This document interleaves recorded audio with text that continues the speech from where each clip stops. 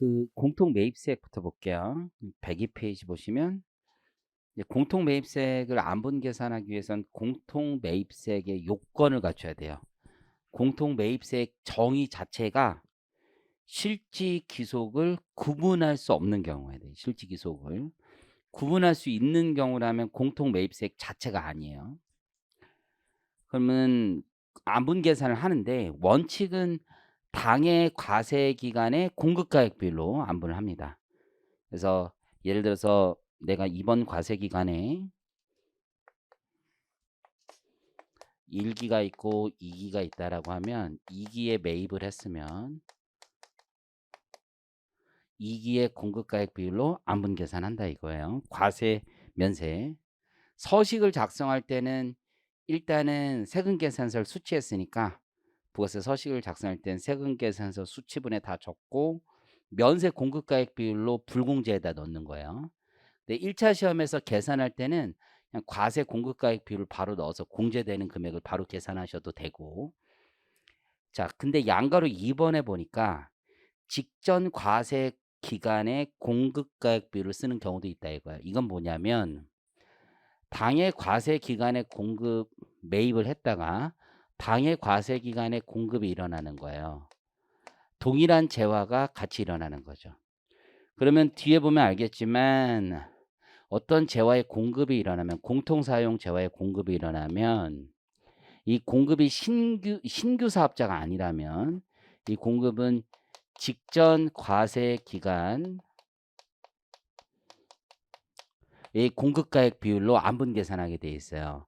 세금 계산서 등을 발급해야 된다는 이유로 직전 과세 기간에 공급가액 비율로 안분 계산하게 되어 있으니 계속성 원칙에 따라 얘도 직전 과세 기간 공급가액 비율을 쓰도록 되어 있습니다. 맞춰서 쓰게 되기 때문에 그렇게 할 수 있는 이유는 어차피 공통 매입세액은 부가세 신고하면서 정리하는 거기 때문에 그렇게 할 수 있습니다. 그래서 보시는 것처럼 같은 과세 기간에 매입하고 매각한 경우에는 직전 과세 기간에 공급가액 비율을 쓴다. 세 번째는 임시 비율을 적용한다라고 되어 있습니다. 이 정산을 해야 된다는 건데 거기 보시면 내가 이번 과세 기간에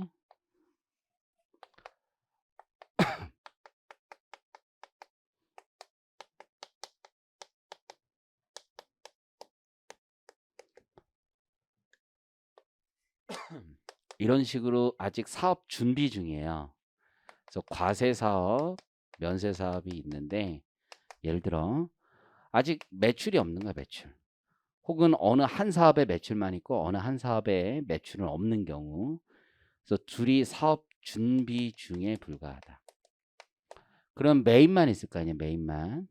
그렇게 매입만 있는 상태에선 공급가액이 없으니 안분할 기준이 없더라 이거예요.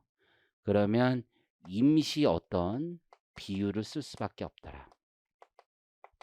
그런 다음에 나중에 언젠가 실제 안분할 수 있는 비율이 나오면 그 실제 비율로 정리하고 정산하면 된다. 이거 정산. 정산. 그럼 한번 생각해 보면 이때 공통 매입이 100이고 이때 공통 매입이 100이고 이때 공통 매입이 100이라고 하면 이때 정산 비율이 60%다. 예를 들어 이게 면세 비율이다. 면세. 그럼 불공제하는 비율이 60%가 된다는 거잖아요. 300의 60%를 불공제한다는 거야. 토탈리. 그런데 과거에 임시 비율을 썼던 게 불공제 비율이 예를 들어서 40%를 썼다. 라고 한다면 지금 토탈 80을 불공제한 거잖아요. 그럼 과거에 80 불공제한 걸 빼서 이번엔 추가로 불공제할 거면 이렇게 계산한다.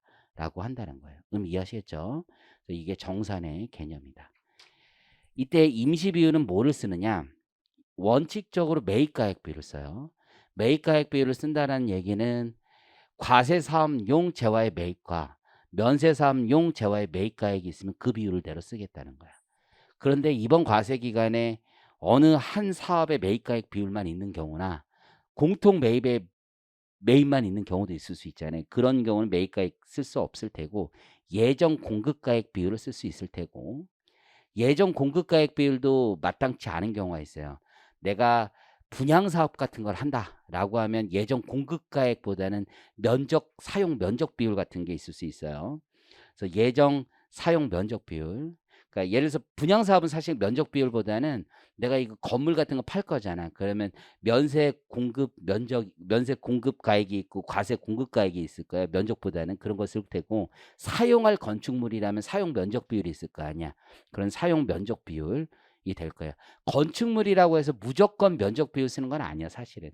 왜냐하면 팔 건축물이면 재고면 공급가액 비율이 훨씬 더 마땅하거든요. 왜냐하면 상가하고 주택하고는 공급가액이 완전히 달라. 그래서 면적대로 공급가액이 나오는 게 아니거든. 그래서 거기 예정 공급가액 비율 또는 사용 면적 비율로 한다. 건물의 경우는 3을 우선 적용한다는 건 사용 면적 비율로 한다는 거야. 사용할 건물이라면 의미 이해하셨죠?